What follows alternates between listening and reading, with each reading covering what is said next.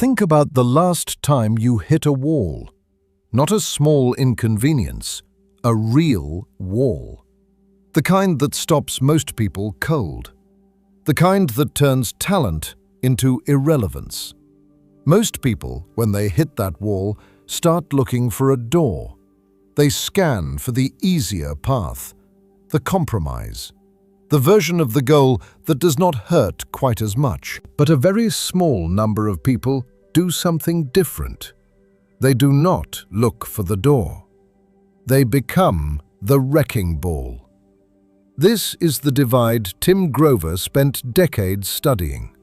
Not the divide between winners and losers, but the divide between people who are good, people who are great, and the very rare few who are simply unstoppable.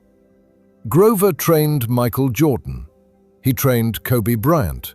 He trained Dwayne Wade. And what he found was not what most people expect. The difference was not talent. It was not work ethic in the conventional sense. It was not even intelligence. It was a particular relationship with pressure, with discomfort, with the self. He called it being a cleaner. Grover divides everyone into 3 categories. The cooler is competent. The cooler shows up, does the work, and waits to be told what to do next. They are reliable. They are safe. And they will never be the reason you win a championship. The closer is something more. The closer wants the ball when the game is on the line. They thrive under pressure. They can be counted on in the big moment. But they still need the moment to be defined for them. They still need the stage to be set before they step onto it. And then there is the cleaner. The cleaner does not wait for the big moment. The cleaner creates the big moment.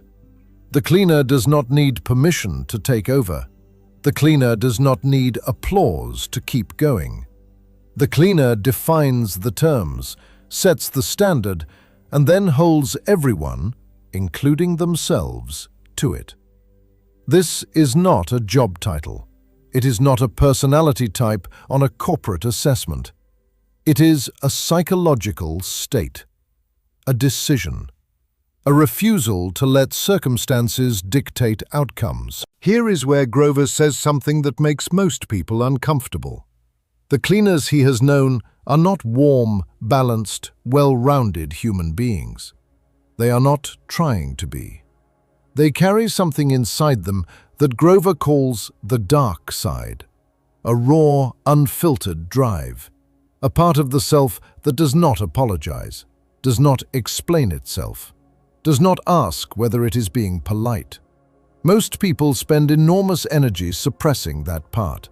They are told to manage it, to soften it, to turn it into something more socially acceptable. Cleaners do the opposite. They learn to harness it. They use it as fuel. This is not an endorsement of cruelty or ego. It is a recognition that the parts of yourself you have been told to hide, the hunger, the obsession, the refusal to accept less, are often the same parts that produce extraordinary results. The question is not whether you have that darkness. Almost everyone does. The question is whether you are afraid of it. There is a state that elite performers know well. Athletes call it the zone. Grover calls it the instinctive layer beneath conscious thought. When you are truly operating at your peak, you are not thinking about what to do next. You are not running calculations. You are not second-guessing. You are simply doing. The problem is that most people have been trained to overthink, to consult, to analyze, to wait until they feel ready. The cleaner does not wait to feel ready. Readiness is not a feeling. It is a state you create through so much preparation that your body and mind can execute without asking your permission. The goal is not to silence the mind. The goal is to make the mind irrelevant. to reach a place where your training, your instinct, your will carry you forward without friction. That is the zone. And for Grover, it is not a mystery. It is a destination you earn through relentless repetition. Pressure does something interesting to human beings. For most people, it narrows vision. It tightens muscles.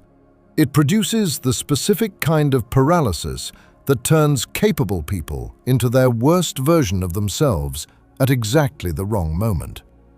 For the cleaner, it does the opposite. Grover describes pressure as a privilege, because pressure only exists when something matters. And if something matters, it means you have arrived at a place where the stakes are real. The metaphor he uses is a diamond press. Carbon under extreme pressure does not stay carbon. It becomes something harder, something rarer, something that was not possible without the weight. The cleaner does not try to escape pressure. The cleaner uses it to sharpen focus, to cut away everything that is not essential, to arrive at the precise clarity that only crisis can produce. Pressure does not reveal character, it builds it. This one tends to confuse people. When Grover talks about emotional detachment, he is not describing a sociopath. He is not saying that feelings do not exist. He is saying something more precise. During the work, during the execution, during the moment when the outcome is being decided, your feelings are not relevant. You can be angry later. You can be elated later. You can process the grief, the joy, the frustration in the hours and days that follow. But in the moment, emotion is noise. Emotion clouds the decision. Emotion makes you hesitate when you cannot afford to hesitate. The surgeon in the operating room does not stop to feel sad about the patient. The attorney in the closing argument does not stop to feel nervous. The cleaner on the court does not stop to feel the weight of the crowd. Execution first, everything else after. Cleaners do not make excuses. That sounds simple. It is not. It means that when something goes wrong, when the strategy fails, when the result does not match the intention, the cleaner does not look for someone else to carry the weight. They absorb it. They own it. They use it. But here is what Grover adds that most people miss. The cleaner also does not spend long celebrating when things go right. The win is acknowledged, and then the eyes are already moving to the next target. Accountability without ego. Ownership without pride that slows you down. There is no pointing at teammates. There is no pointing at conditions. There is no pointing at luck. There is only the question, what do I do next? The mind is extraordinary, but it lives in a body. And if that body is permitted to quit first, the mind becomes irrelevant. Grover spent his career as a trainer for a reason. He understood that mental relentlessness is not sustainable in a body that has not been prepared to match it. Physical mastery is not about aesthetics. It is not about being impressive. It is about building a vessel that does not give you an excuse to stop. When the body breaks down before the mission is complete, the mind looks for permission to follow, and it usually finds it. The cleaner refuses to give the body that permission, not by ignoring the body, but by training it to a threshold where it can sustain whatever the mind demands. This is not punishment. This is preparation. The preparation that means when the moment of maximum pressure arrives, the body is not the variable. Here is something that almost no one tells you. The finish line does not exist. Not in the way most people imagine it. Not as a destination where you arrive, exhale, and finally allow yourself to rest permanently. For the cleaner, every goal achieved is simply a new baseline. The championship is won. Good. Now, what is the next challenge? The company is built. Good. Now, how does it grow? The record is broken. Good. Now, what is the new record? This is not exhausting if you understand it correctly. It is actually liberating, because it removes the anxiety of arrival. It removes the pressure of the destination and replaces it with the clarity of direction. You are not chasing a moment.